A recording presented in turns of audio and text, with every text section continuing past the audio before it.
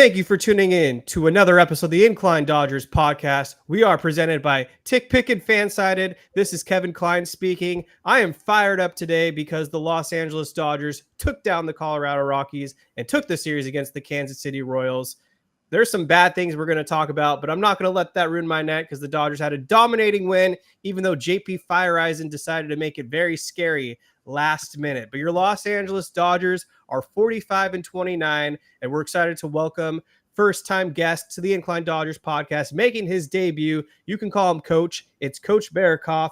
Coach, how you doing? Tell us about yourself. Let's hear it. Man, first off, you guys are awesome. I follow your account. You guys do a great job. Pumped to be on. I'm a lifelong Dodger fan. Grew up in Southern California. I'm 50, so I've been a fan for 50 years.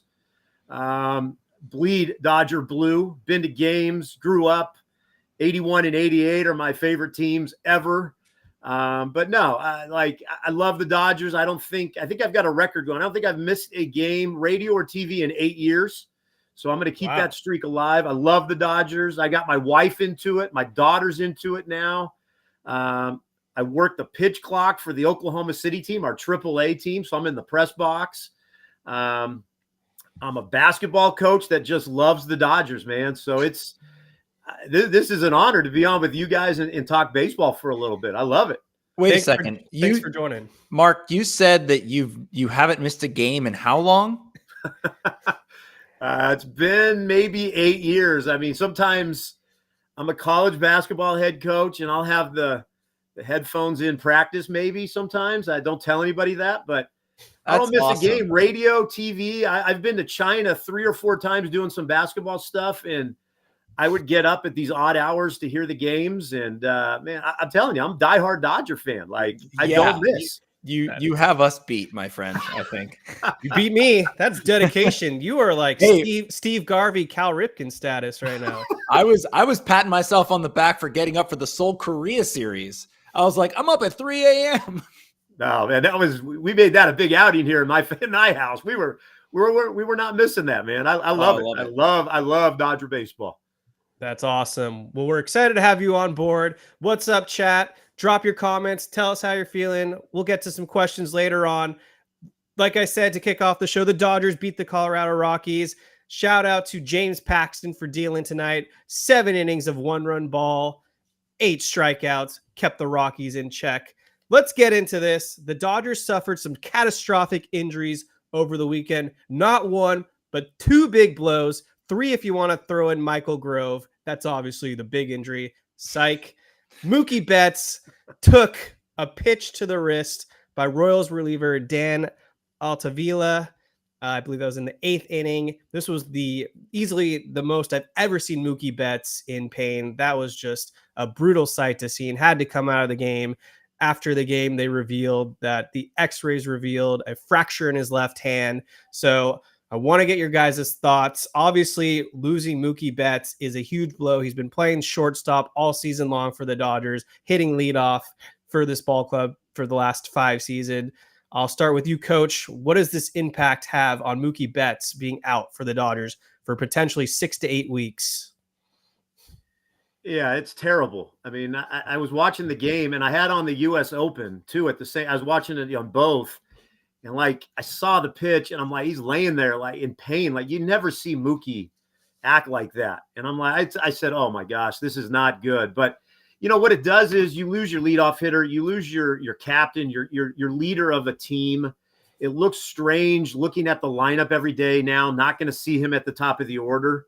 It's Mookie Betts. He's one of the top baseball. I mean, Baseball America just came out. He's in the top 5 of players in all of baseball.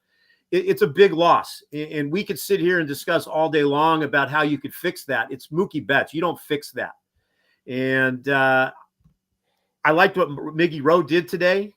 I hope, I've been on record saying on a lot of different platforms that I like Miggy Rowe and Kike and those guys filling the need for him with there, but it's still Mookie Betts, fellas. It's going to be tough. What are your thoughts, Jake Reiner? Yeah, him writhing in pain on the ground was just a brutal scene because you not only lose a guy who was favored to win MVP this year, which is no small feat. He finished second in MVP voting last season, so he was only improving. And the point that I put out there that I feel like is a big point, or maybe a point that is kind of under the radar a little bit. The Dodgers have struggled this year with hitting with runners in scoring position, as we know. And going into tonight's game, they were tied for 10th in the National League with a 251 batting average and a 396 slugging percentage with runners in scoring position this season. Mookie this season is hitting 358 with over 1,000 OPS with runners in scoring position. So that right there is a huge concern when this team isn't that great anyway with hitting with runners in scoring position. You lose the best guy on your team that's able to do that. That's why they're quote unquote middle of the pack. Without Mookie Betts, they'd be at the bottom of the league. So that's something I'm going to be monitoring moving forward. Obviously, tonight, it didn't seem to matter, and moving Shohei to the leadoff spot, they didn't skip a beat. Of course, after you lose two superstars like Mookie Betts and Yamamoto, you kind of want to face the Rockies to kind of get right. So that was very, very nice that they were able to face the Rockies and kind of beat up on them to kind of get that confidence back. I think this team will be fine, though. This team is going to win this division with or without Mookie Betts. I just hope that he's able to come back for the playoffs. That's my biggest concern. Yeah, you already mentioned how valuable he's been with runners in scoring position. It's not easy to replace a guy that's hitting 304 on the season with a 159 WRC plus. During his 5 years in Dodger Blue, he's put up a 24 F4, which is just insurmountable for anyone else to replace that, other than, I guess, Shohei Otani and maybe Freddie Freeman, who really stepped up tonight. So in game one without Mookie, they really did look like superstars. But back to Mookie Betts, I think Coach mentioned it. This is the Miguel Rojas show now. He is going to be the Los Angeles Dodgers shortstop every day and every day out. And so far, he delivered. He looked good tonight. He went 3 for 5. 292 batting average on the season, 799 OPS in the 2024 campaign. We know what he can do defensively, so at least the Dodgers will take an upgrade defensively. But yeah, this is Miguel Rojas' time to shine. And we kind of bagged on them a lot last year, why the Dodgers gave him the 1-year extension, but he's proven us wrong. The front office has really proven us wrong. This has been kind of a real bargain deal, and we are very grateful that Rojas is on this roster right now. Yeah, and I'll let Coach get in here in just a second, but I just have to say, as everyone knows that's been following us, I've been advocating for Miguel Rojas to get more playing time. I definitely didn't want this to happen. Like, this was not what I was talking about. I mean, I felt like he could have filled in a little bit more for like the Kike Hernandezes of the world, but I am very excited about the prospect of Miguel Rojas being the everyday shortstop. If for nothing else, the defense is better. Even tonight, you saw Kevin Biggio at third, who's a good defensive third baseman. You've got Miguel Rojas at short, who's a good defensive shortstop. Gavin Lux has been solid at second base defensively this year. And then you got Freddie Freeman, who's all world at first base. I think the defense, the infield defense has improved without Mookie Betts, if you want to look for a silver lining. The only thing with Miguel is we'll see. He's going to get more playing time. Is that going to mean his numbers will go down? Certainly didn't happen tonight, but we'll see over the stretch of games to see if that is going to hurt him, because that's what everyone was saying, is that the reason he's succeeding is because he doesn't play that often and is able to rest more. So we'll see if that affects him at all. Yeah, and if you look at the stretch of games we have coming up, we got the Rockies, we've got our sisters down in Orange County, Giants, and the White Sox. I mean, if this was like, if there was ever a silver lining for this injury, like this is a good stretch of games where, because they said tonight on the broadcast, Rojas is going to play 3 out of 4. Chris Taylor's going to step in. You've got Kike going to step in. I think we're going to be okay with him. I like the signing last year.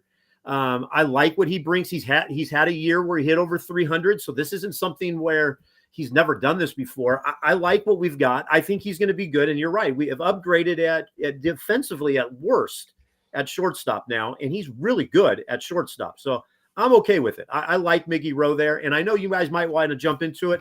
I don't want to hear the Paul DeJong talk anymore. I'm okay with Miggy Rowe. I'm okay with him. I haven't been good with Paul DeJong for the last 3 years, so I'm still not good with him. I would take Rojas. I think he's the better player, no doubt about it.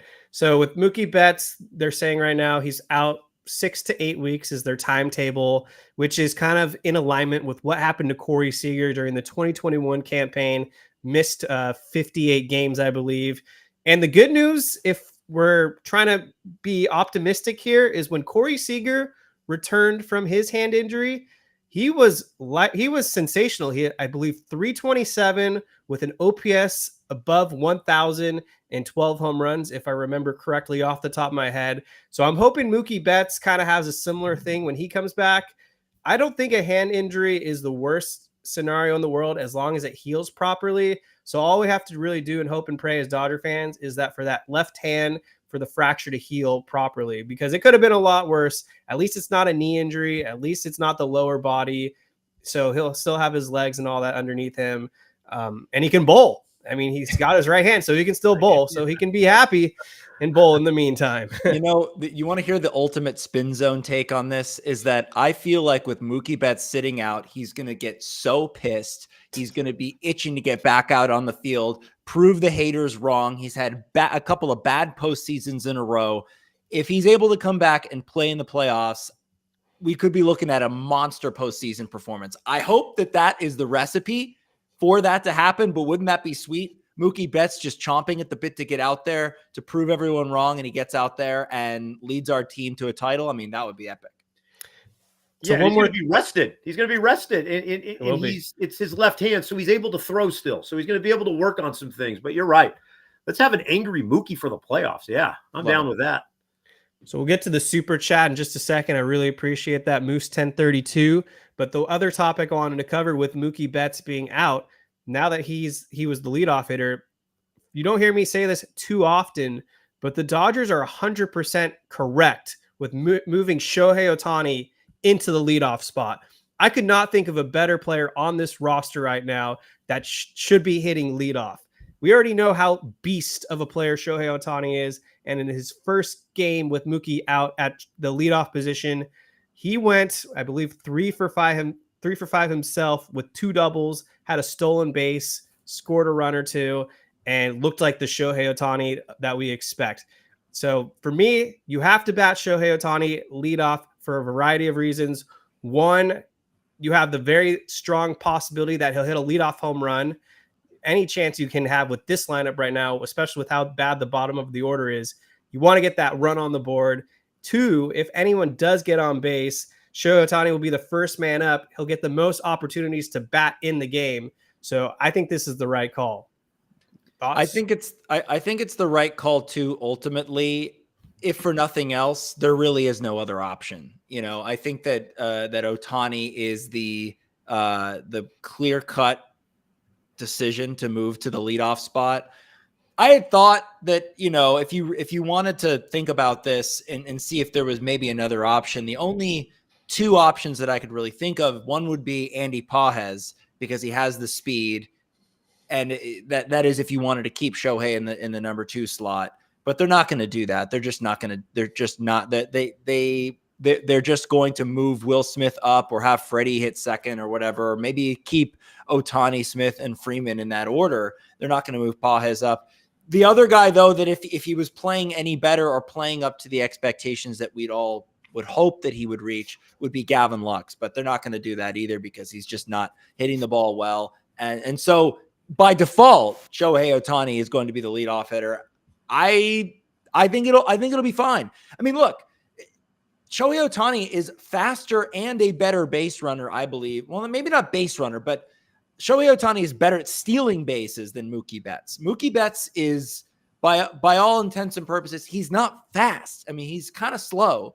So you actually add speed by moving Shohei up to the leadoff spot. Kevin's right. He's going to get the most at-bats in the game. You want your best hitter to get the most at-bats in the game. He's going to come up with a lot of opportunities with runners on if the bottom of the order does their job. So at the start, when I saw the lineup come out, I was like, I don't really love it. But, after thinking about it all day long and watching that game, I'm fine with it. And I think it's the only right move. Yeah. you talked about his speed. You look at Shohei and you look at like this big, powerful hitter, but he has 16 stolen bases. He gives you a threat of running, and he gives you a threat of getting on a single and scoring from first on a hit into the gap. And you're right. I mean, Mookie, you think of him always as our leadoff hitter. He's not crazy fast. Shohei is a lot more athletic in some ways than Mookie. So if Shohei gets on, he's going to get on second. He's got six. What is he, the first player this year to hit 16 plus home runs and 16 stolen bases? I thought I heard him say that today. That's pretty impressive. And you're right. We get him to get the most at bats, and you want your best guy getting the most at bats, and that's what you're going to get from Shohei. And I like him at the leadoff, and tonight showed it even more. It was great. Yeah, 19 home runs and 15 stolen bases this year. He looked so good in that last game against the Royals with those 2 solo bombs. Swing was just locked in. I think his first home run went 451 feet. So you mentioned Andy Pages. He wouldn't make sense against right-handed starters because he's batting in the low 200s, but he's doing a really good job against lefties. And I don't think it's out of the reach for him to potentially be batting leadoff against left-handed starters because he has a 354 batting average and an 831 OPS. So if the Dodgers did want to break it up, the Dodgers did want to break it up and go maybe righty, Otani, Smith, Teoscar, that's a really good way to stack up, or I guess Freeman. Then now I'm butchering this. Regardless, you stack your righties at the top. You put Otani and Freeman in there. You put yourself in a really good platoon advantage. So they might flirt with the idea of Pages batting leadoff. I don't think they would bat Will Smith leadoff, but they've done crazier things. I don't know if you follow me on anything social media, I'm a massive Pages fan from day one. I would love to see him at leadoff. I mean, why not? Why not? If they're going to want to break things up, and you're right, he's hitting great.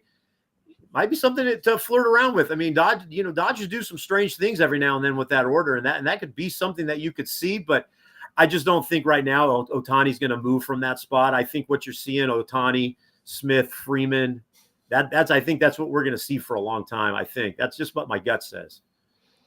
Hey, that was my first thought of who I would want to hit leadoff if it wasn't Shohei, was Andy Pages. I think versus left-handed pitching, I would love to see a little creativity there. Change things up. I mean, you kind of have to alter things now that Mookie is not going to be there for the foreseeable future. Also, the one thing I do want to see from this team moving forward, now that Mookie's out of there, is a change in approach. They've got a lot of guys now that they're putting in the lineup that can play small ball, that can manufacture runs. I mean, I think this is a time to try different things, to try and score runs in different ways so that you can have that weapon in October. I've been screaming about this all season long, but I hope that, this kind of shakes the team up so that they're focused on maybe trying to win in other ways. Hit that like button, hit that subscribe button while you're here, everyone. Super chat coming from Moose 1032. Do you think it's a possibility that if Rojas plays well, Freeman rethinks the Mookie at shortstop? I mean, I hope so. I really like, I get that Mookie Betts was hit on the hand in the batter's box, and it had nothing to do with him playing shortstop. But I think this is God telling us that we should not be putting our best player at shortstop at a position that he knows but has to work 10 times harder at to be good, and he still isn't great. And he's actually a liability over there, not only with the glove, but also it could diminish his offense. And so I hope that this is a wake-up call to maybe move him to a position that he's more familiar with, at least second base. He should be in the outfield, but at least second base. At least put your best defender at shortstop. If you're not going to go out and get a star shortstop like a Bichette or a Willie Adames or one of those guys, put your best shortstop out there. To me, it's like you're not sacrificing that much with the bat because Miguel Rojas is hitting the ball, but at the very least, you have the best possible defender at the most difficult position in the infield. Do you guys feel that with Lux gaining so much more confidence defensively that you could also see him move back over to where he was, which is at shortstop? Have you guys thought about that move at all? I mean, I know was moved from there, but he is very confident right now, and he's playing well defensively, and he was a shortstop. So I kind of thought about that today. Like, do you even give Lux some reps over there if you need to, because Chris Taylor's going to probably play some second now. So I thought about that rather than, like the Bo Bichette thing would be awesome. Like, I love Bo Bichette, but like, what is the advantage for Toronto to trade him to us unless we're going to give up some high-end prospects? So could the Dodgers be creative and move Lux over? Go ahead, Jake. I don't see that happening, only because what if it still doesn't work? Yeah. Then you got to move him back over to second base, and it screws with his confidence and all of that. And plus, I really don't think that he's fully healed. I think his knee is still bothering him some way. He doesn't have the explosiveness on the base paths as he once did. He's starting to hit the ball a little bit better, but he's still not great. And I just feel like the main concern for Gavin Lux right now has to be his bat and his offense. They're batting him 6th in the order. They batted him 9th tonight. Yeah, he got demoted. He's 9th now. Typically, he's been batting 6th. But the biggest thing for him needs to be the offense. And I feel like putting him again in a position that may not work well it only could affect his hitting, I think, and his psyche. So for that reason, I don't think that they're gonna try him out there. Okay, so I don't think you know my Lux takes very well yet, Coach, but I don't shy away from the fact that I think Gavin Lux is terrible. This is gonna be his big opportunity right now. This is his Eminem one shot, whatever. Because with Mookie Betts out, the Dodgers basically now have to play Gavin Lux at second base. There's no more of this rivalry or this inner battle of can we get Mookie Betts back to second base, because he probably won't be back until after the trade deadline. But these next 6 weeks or so leading up to the trade deadline, this is going to determine where Gavin Lux's future with the Los Angeles Dodgers are. Because if he's hitting like he is right now, which is not very good, he's a .211 hitter, doesn't even have an on base of 300, offers no power to the team. If he can't get these stats up, they're either going to demote him as they have to, or they're going to trade him. And it would be very low value, but they're going to have to figure a way to either get him off the roster and get someone in that can get the job done, or you guys everyone out there that still believes in Gavin Lux, you have to hope he starts to find his swing fast, because the clock is ticking. You cannot go into the playoffs with this guy in your lineup if this is the version that you're getting. Because at least with Cody Bellinger a couple years ago, the power was still somewhat there. We're not even getting the home runs with Gavin Lux. Yeah, I'm with you. I'm with you, Kevin, on the last point, which is if he's still playing like this and they haven't traded him at this point, you can't go into the postseason with him, at the very least in the starting lineup, possibly off the roster, if he's still hitting this poorly. But I think the Dodgers are going to give him every single opportunity. Like you said, he's going to get more at-bats now than he ever did without Mookie Betts there. They need him to be in that lineup. So they're going to give him the most opportunities, just like they're going to give the most opportunities to Chris Taylor to see if he can swing out of his 2-year slump. So the Dodgers are in a weird spot right now where they can weather the storm because the division isn't great. They've got a pretty good lead, and they're going to be fine. They're not going to take a massive hit without Mookie Betts. They can still beat bad teams like the Colorado Rockies, and there aren't a lot of good teams in the National League overall. So they have a shot to beat these sort of mediocre mid-level tier teams without Mookie Betts. So that'll give the other guys more opportunities. This is Miguel Rojas's Nick Foles moment. If he can just deliver, there's a good chance he runs away with the position and they feel they don't need to add another shortstop and instead focus on the outfielders. Maybe we'll get to a wacky trade proposal by Jim Bowden later in the episode. But Coach, I want to ask you, because you're firsthand in Oklahoma City seeing these guys play, and we just saw Miguel Vargas get called up, but I have a hard time seeing him get many more at bats because the outfield is a logjam. In your opinion, is there anyone on the Dodgers Oklahoma City roster that deserves the call? That's been talked about quite a bit. I mean, you've got Trey Sweeney. He's hitting .238, 10 home runs. Tulsa's got Alex Freeland, who I love. I got to finally see him in person. I've watched him on, the MLB package, but in person, he looks really good at short. Lipkis, but he's not really a shortstop. So I think the Dodgers, back to your Lux thing. I like that there's a disagreement. I love Lux, and I still think there's something there, but that's neither here nor there. I mean, if he doesn't hit, you're right. I mean, they're going to have to do something. I don't see them sending him back down to Oklahoma City. I don't see any benefit in that. He's going to be somehow involved in a trade package. That's all that there's got to be. And you're right. There might not be any value for people with Gavin Lux at that point, which kills me because I love Gavin, but you have some good points. If he's not hitting, you know what? I mean, we've got to figure that spot out because you go into the playoffs. Do you want Gavin Lux at a big time at bat with, a guy on third and you're down one? I'm with you on that. But back to the whole thing, Trey Sweeney.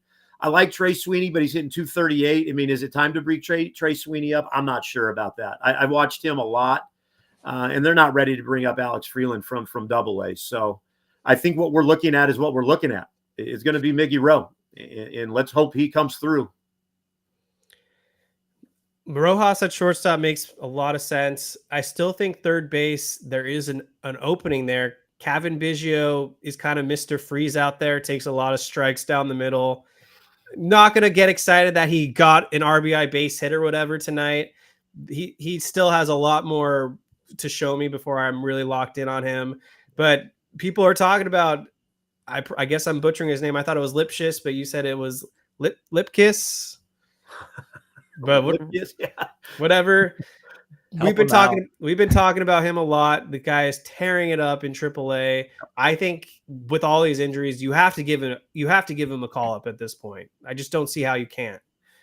Well, he's got 17 home runs, 52 RBIs. I mean, I looked at his stats before we went on to make sure I was right on that. He's killing the ball right now. Like and you know what? A lot of people want major league experience. He has major league at bats. He has major league experience. And he kind of reminds me of what the Dodgers have done with Muncy and CT3. Like they've changed him, and he's down hitting now. It's like, if this is the guy, this would be a guy to bring up. You're absolutely right. I mean, are we just going to let him hit 30 bombs down for us here in Oklahoma City? Are we ever going to give him the opportunity? And you talked about Miguel Vargas. Like, I wish he would get more at bats because, like, what is the benefit of bringing him up and playing, getting 4 at bats a week? I agree. Yeah. I mean, the problem is that Miguel Vargas is just not a good defender. So he's a liability out there in the outfield, and they're not, and they've shown that they're not going to play him in the infield, which that's kind of his natural.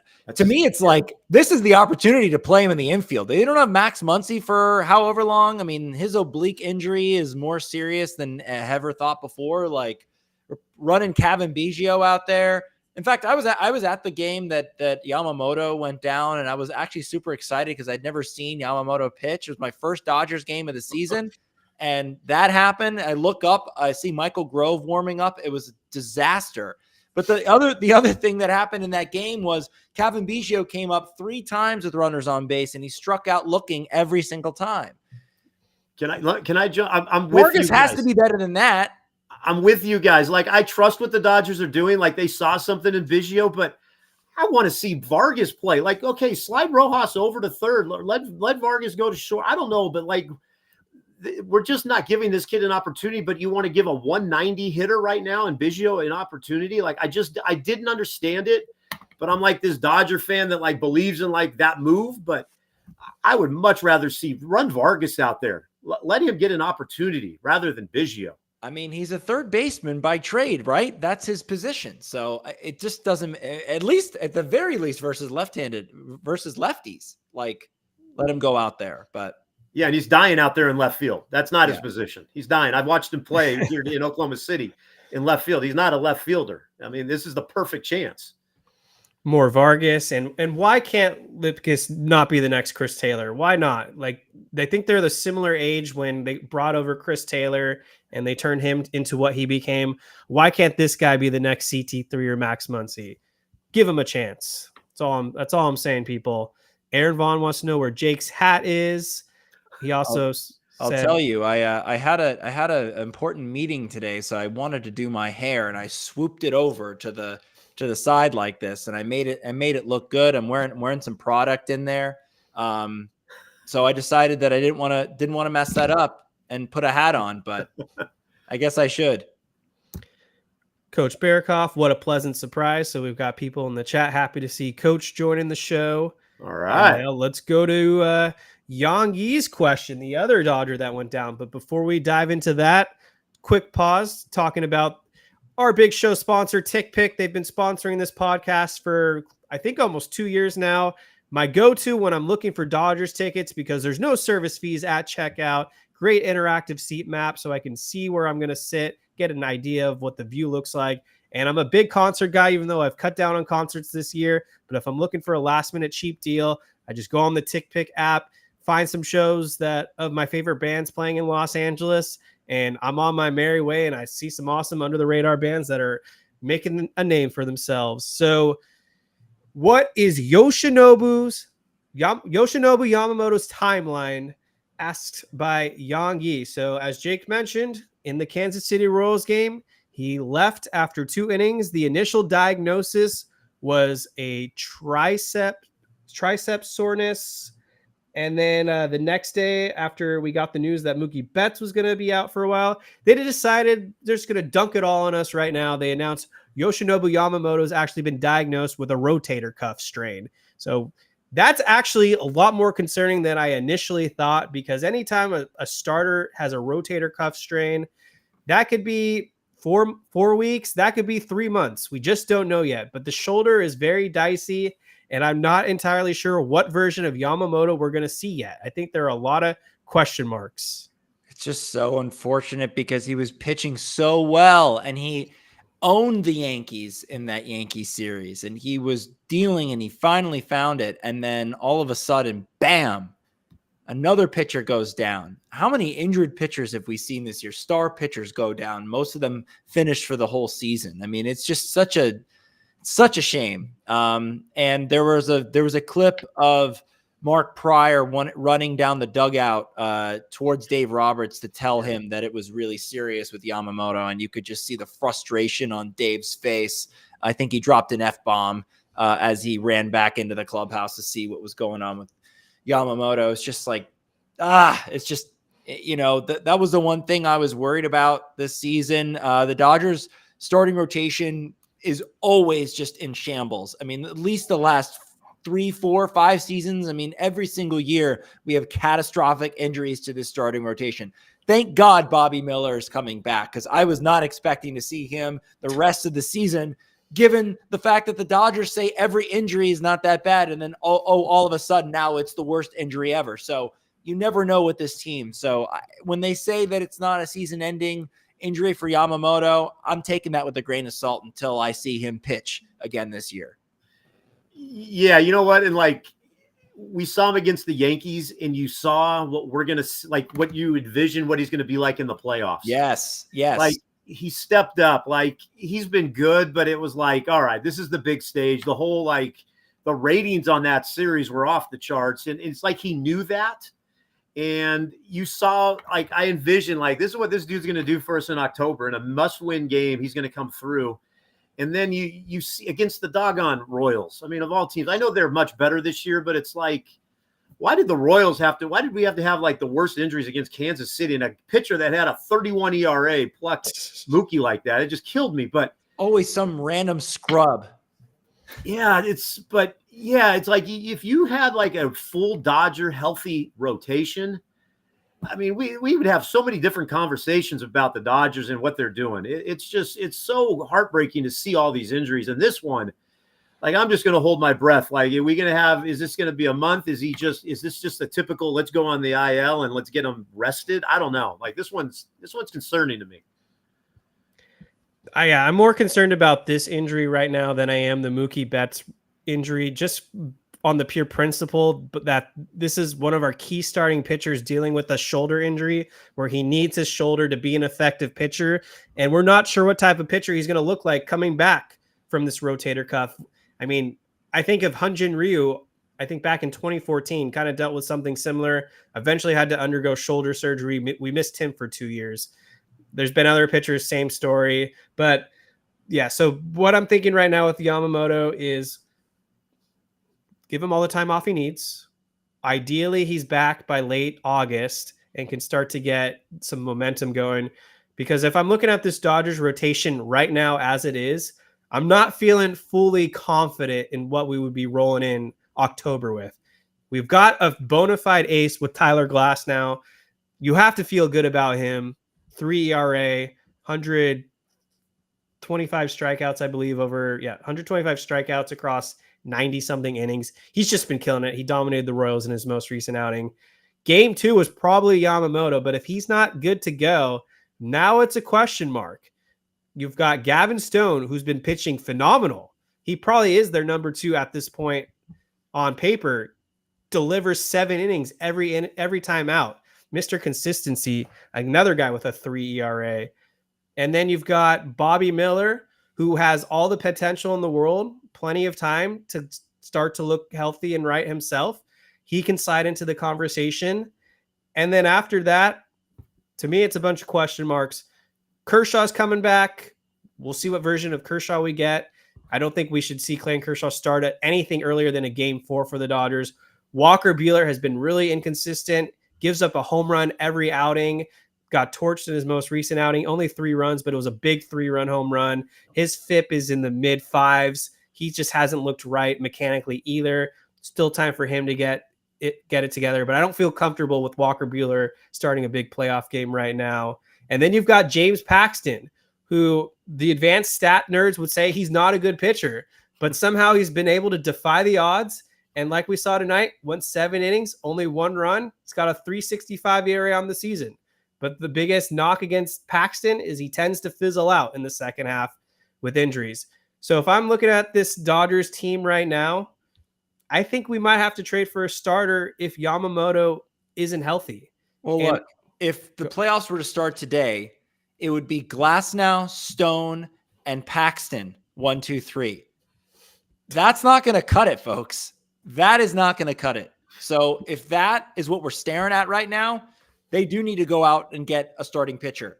It's unfortunate because look at the names you just listed. I mean, Walker Buehler, Bobby Miller, Yamamoto, Kershaw. I mean, these guys at any one time were at the top of their game. They're dominant starting pitchers, and none of them can be trusted. Health-wise, performance-wise, we don't know what we're going to get from Kershaw. Walker Buehler's been underwhelming. We don't know if he's going to get back to the semblance of what we knew Walker Buehler to be. Paxton, I don't trust in a playoff game. I'm sure he's pitching well right now, but I don't trust him. And that guy's injury prone. So is Glasnow, by the way. So I'm all frazzled about this starting rotation. I think whatever the Dodgers do at the deadline, if they go out and get a bat like a Luis Robert, let's say, they got to get like a Crochet to go along with it. They got to get a starting pitcher in a package like they did with Trey Turner and Max Scherzer a couple seasons ago. That's what they got to go for. I finally have my starter that I'm targeting. Dun, dun, dun, dun. He is on the Chicago White Sox, but it's not Garrett Crochet. It's Eric Fetty. I think this guy is all of a sudden really good. I think he figured it out in Korea. He's 31 years of age. I think this is the right-handed Rich Hill 2.0. Second opportunity in Major League Baseball. Clearly has found something. He's pitching for a terrible White Sox team, yet he has an ERA of about 3.09, and it's not luck because his FIP is in the mid-3s. This guy eats innings. I don't think he would cost the Dodgers an arm and a leg. And this is probably the back end starter that we need. We don't need someone that's going to be our game 1 or game 2 starter. We just need a guy that we feel comfortable with going like game 4. And I think Eric Fetty makes a lot of sense because the thing that you want to trade your prospects for, I think, is still the bat. I think we're missing a bat. The problem is that Eric Fetty would be a great pitcher to have so that we can finish the season. But I don't know that we're going to want to go with him game 3 in the playoffs. That's kind of what we need right now if we don't get Yamamoto back. And I don't think you can rest on your laurels that Yamamoto will be back because the trade deadline is going to come and go during that time period. So I like Eric Fetty. I think it would be a great throw in. I mean, he's certainly found it. He's not been a good pitcher. up until this season. So he's certainly figured it out in Chicago. And I think he would be a really great addition to this team that has been depleted by injuries in the starting rotation. But I think they got to go out and get someone better than that as well. If you're going to get an Eric Fedde, Problem is who though? Well, and who's going to want to deal to the Dodgers? And are the Dodgers even going to want to give up, which everybody's going to want, is Dalton Rushing. And I don't know if the Dodgers are willing to give up Dalton Rushing. I just don't see that. But yeah, a starting pitcher makes a lot of sense to me. Mark, let me ask you this. Yes. Do you believe that Dalton Rushing, I mean, I know that he can play first base, but do we envision him playing another position? Because they just locked up Will Smith for 10 years. So, where's the pathway for him? Yeah, I think about that a lot. He DHs quite a bit for Tulsa. He's our number one guy. I watched him live. I watched him last year in the playoff run with the Great Lakes team. That dude is a straight baller, man. I love that dude. Do you see Will Smith being our catcher for the next 10 years? I mean, that's the other thing. Like, I don't know. Dalton Rushing, I just don't see the Dodgers want to deal Dalton Rushing. Now, Diego Cartaya, I could see them dealing him. I mean, he bats 7th for Tulsa. He's hitting 200 right now. He was such a hyped up name, but you're right. I mean, we have Will Smith for 10 years. What is the next step? I mean, Hunter Fiducia is hitting too in Oklahoma City right now. And there's no pathway for him. I get what you're saying on the Dalton Rushing. I think he's too talented, though. I just think he's too talented, and I don't see the Dodgers putting him in a trade package. I mean, do you see Jose De Paula being in a trade package for Fedde for an end of the season pitcher like that? That's what I'm trying to get at. I just don't see who is going to want to deal us a starting pitcher unless we give up high-end prospects. But the problem right now with the Dodgers is where's a pathway for, like you're saying, where's the pathway for them with our team? Either we're going to not play them or we're going to trade them. I don't know. To me, if we're going to trade those guys, it's got to be a high-end starter that we could use in the playoffs and trust in the playoffs. I don't know if I trust Fedde in the playoffs. Yeah, I mean, I get what you guys are saying, but what I'm trying to figure out is who could possibly be traded that we view as a high-end starter, because I just don't know if there's anyone out there. You look at the teams right now that are at the bottom. You've got the White Sox we've talked about. Crochet is awesome, but can he keep it up? He doesn't have a track record. And then the Angels are pretty bad, but I don't think I'm crazy about any of their starters. The Oakland Athletics, same thing. I don't really want any of their starters. St. Louis, we don't know what their deal is yet. They could be sellers, they could be buyers. We just don't know, because pretty much the entire National League is in it outside of like the Rockies and one other team. Yeah, I mean, it's a tough deal. I mean, you got to trust that Freeman's going to do something, right? But I don't know who's going to want to deal like a high-end starter to us unless they break the bank in our system. And I don't want to do what the Padres did. They stink. Padres are terrible right now. But again, that's maybe me just being a homer. I could take that, but I don't know. It's tough. I have to put myself in other GM's positions, and who's going to want to give us something unless it's a monster take. Jim Bowden has thrown out the idea that the Dodgers should trade Andy Pages, Dalton Rushing, Nick Frasso, Kyle Hurt, Peyton Martin, Justin Robleski, and Emil Morales for Luis Robert and Garrett Crochet. Would you make that deal? Okay, Roberts has played one season. The dude's hurt all the time. Now, granted, he hit 38 home runs that season, but the guy is hurt all the time. So you want to break our whole entire system for a guy that is always going to be on the IL. That was my point about him. That's the point that scares me about him. And for Luis Robert, I agree with you, Coach. I honestly don't know if I want to break the bank for someone that we can't trust to stay healthy. We already have enough health concerns as it is.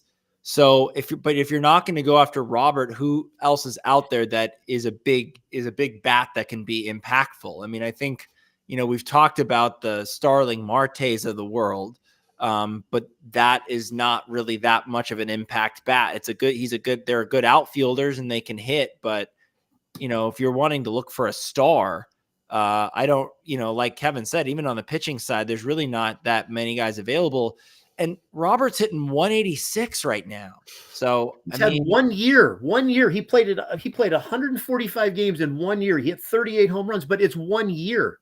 He plays like 80 to 90 games per year, and he's had 1 year of like this major production. I would never give. That's such high-end guys in our system to give for a guy that could easy any day go on the IL. But I don't know. I don't like that move at all. I think it's too much. I wouldn't do that trade either. I don't think the Dodgers are going to end up with Luis Robert. I just think the White Sox asking price is just too much. That's why I think Eric Fetty is realistic. They have guys they can move. They stack the farm, so I'm not too worried. Hell, they could probably move Miguel Vargas and one other guy for Eric Fetty. I don't think it would cost them all too much because I do believe Fetty is a rental and probably will be a free agent anyways. And then on top of that, like the Miami Marlins, their pitching staff is in shambles, and Jesus Luzardo, a guy we've talked about, is not having a good season. So I don't think I trust him either. So we can move on to one of the final topics on the evening. The Los Angeles Dodgers revealed their second edition of the City Connect uniforms. Jake, what are your thoughts? Well, I can tell you I love the hat. Why? Because I already bought one. I thought the hat looked so dope with the D intertwined with the Los Angeles to form LAD, which is the Dodgers, the call letters for the Dodgers, since the Angels decided to take Los Angeles for some reason. So I really like the hat. What are they charging you for it? It was a $45 hat. Oh my God. Don't say that too loud. I'm trying to get my wife to buy me that hat. Don't say that too loud. It's a $45 hat, but free shipping. So there's that. And the jerseys, I mean, there are some cool aspects to them, but I mean, I don't know. They're not great. Every time they come out with a new one of these, you're always disappointed because it could be so much better. And why they couldn't design something more connected to Los Angeles than what they did. I mean, the cream and the off-white and the little paint splatter, Pop-Tart thing. I mean, what is that? It said in the little description that it was supposed to reflect the colors of the stadium seating at Dodger Stadium, but like the dots are so small you can't even tell. And like, why? I just feel like both City Connect jerseys that they have, the Los Dodgers one and this one, it's like they missed big opportunities to really show off Los Angeles in a cool way, and they just kind of missed on that. I'm with you. It's like the hat is cool, but like it's time for Dodger baseball. It's too small. Like, why put that down where it's going to be tucked in and we can't see that? I know they were honoring like the memorial, the Coliseum or whatever it was with the script, but Nike just isn't Nike. Like, you expect so much better from Nike. The hat's cool. I don't like the jersey at all. Dodgers are such an iconic uniform. Like, to me, it just takes away from like, we're the Dodgers. We don't need a Connect jersey like this. And I thought they were going to come up with something so much more cool than what we got. And it's so disappointing. I like the hat. I'm going to buy the hat, but like nothing else. Like, I am not excited about anything else about that Connect jersey. Also, I must say before Kevin jumps in, they showed off Will Smith, Freddie Freeman, and Shohei, and Freddie Freeman is the number 5, obviously, but on the back of his jersey it says 05. What is that? That's not baseball. Terrible. We don't do that. Kershaw's jersey looks even worse. The 22 looks terrible. Yeah. And like for some reason, some of the bottoms of the numbers are cut off for no reason. And they didn't look too happy with wearing them either. So I don't know. What do you got to say, Kev? I promised everyone a reaction when these were teased or leaked a couple months ago, and we were hoping they weren't real. So hit that like button, hit that subscribe button, because I'm about to sound off. So yeah, the little backstory is the City Connect on the front by the chest. That's like an homage to the LA Memorial Coliseum font which to me, I don't really see it, but go for it, I guess. Feels like a reach. And then the hat, I don't really get I like the logo. That's actually the one positive I have. I dig the hat. I'm not paying $45 for that sucker, but it is a pretty cool hat, even though it does kind of look like a Disneyland logo had a intercourse with the Los Angeles Dodgers, and this is the hat we've got now. You just ruined it for me. Back right now. I can't return that thing. Then this is where they lost me. So this jersey, they say it's like the galaxy of the stars. To me, it looks like Toy Story meets Pop-Tarts meets Jawbreakers meets Disneyland and all that. First of all, what part of LA are these people in? Because there is so much light pollution in the air. I don't even see stars in Los Angeles anymore. So what? I know that weed is legal out here, but they are high as you know what. If they think there are stars visible all over Los Angeles, because that is some bull right there. And then the little polka dots, I was kind of confused. I think they were trying to reference the different Dodgers seat colors, which I don't think is really a thing anymore. But they're also trying to tie it to diversity and all that, which is cool with me. Los Angeles is definitely a melting pot, and it's very symbolic of diversity. But I don't think it really represents or looks aesthetically pleasing on these uniforms. The fact that they expect someone to get that from that, like that's crazy. Yeah, so it looks like Pop-Tarts just jizzed all over these jerseys. These jerseys are fucking terrible. If you're gonna spend $175 on this piece of crap, then you're either blind or a moron. Because I'm sorry, this is just bait right here. They're just trying to take your money. Someone in our Discord chat, which I'll drop the link in a second, said these were probably AI generated, and I 100% believe it, because these were half-assed, some BS nonsense that they're trying to get people to buy in. Like, no one's going to become a Dodgers fan because of these jerseys. These City Connects are not going to last 3 years. I can guarantee it. As boring as the last rendition of these were, at least they made a little bit more sense because they were tied to the Mexican community. But I know they had to die with Julio Urias and all the bullshit he caused us. But these new renditions, they're terrible. I don't know who designed them, but if they're listening to this podcast, I would love for them to come on and explain themselves, because so far I'm not getting the message. These jerseys suck, and I'm going to be pretty disappointed when I see these in action.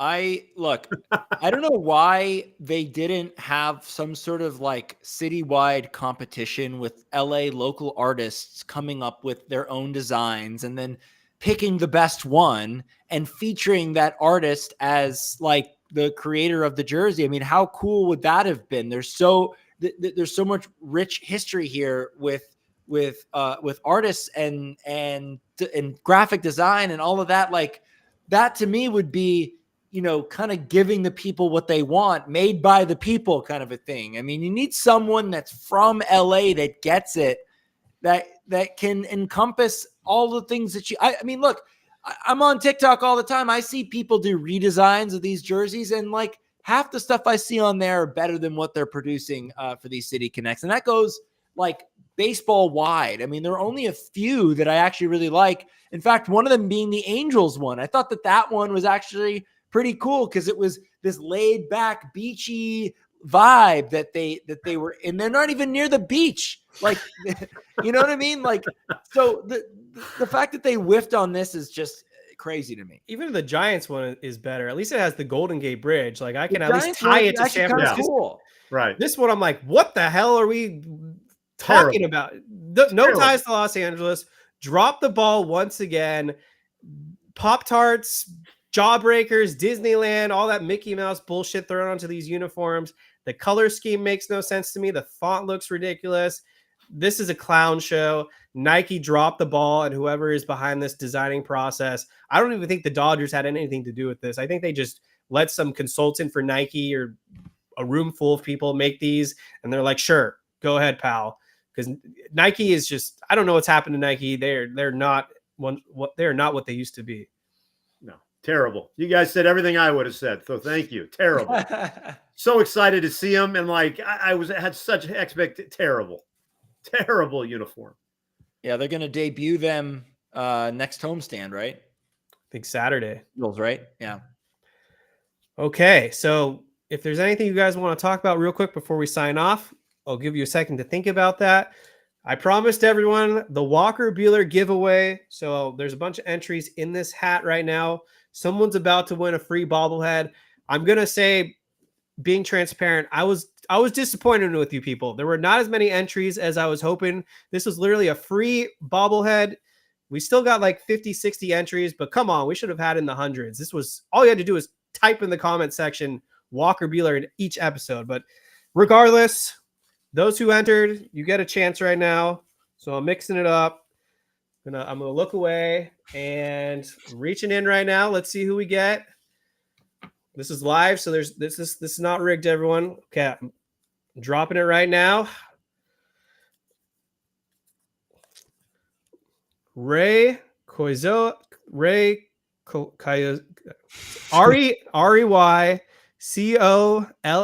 So Ray Koyo 2651. You are the winner of the Walker Buehler bobblehead giveaway. I will go ahead and contact you in the comment section. And I think you follow us on Twitter as well. I recognize that handle. So you'll hear from us, Ray. Congratulations. Free Walker Buehler. Ray should feel honored that he got his name just destroyed by Kevin. He's never in the chat. Just a straight butch job. Love it. Never in the chat. So it's all good. My final thoughts are these. I think that with the injuries to Mookie Betts and Yamamoto, obviously huge, significant impacts to this team.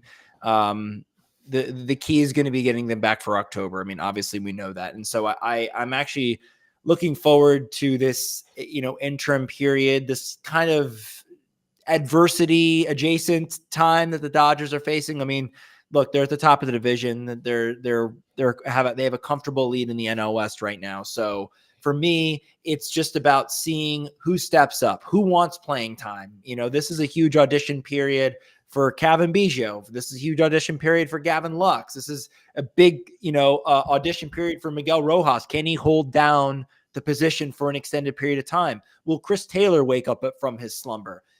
Pitchers are coming back. Bobby Miller, I'm really excited to see him. Kershaw's been thrown off the mound. I'm excited to see him come back. So guys are coming back. We're going to see what we're made of. And that's kind of what this period is like, who's healthy? What do they have? This is kind of an exciting time to see where this roster is as we get closer to the trade deadline. Yeah. Coach, what would you like to share? I'll be quick. Here's the thing. I think as fans, we get really nervous.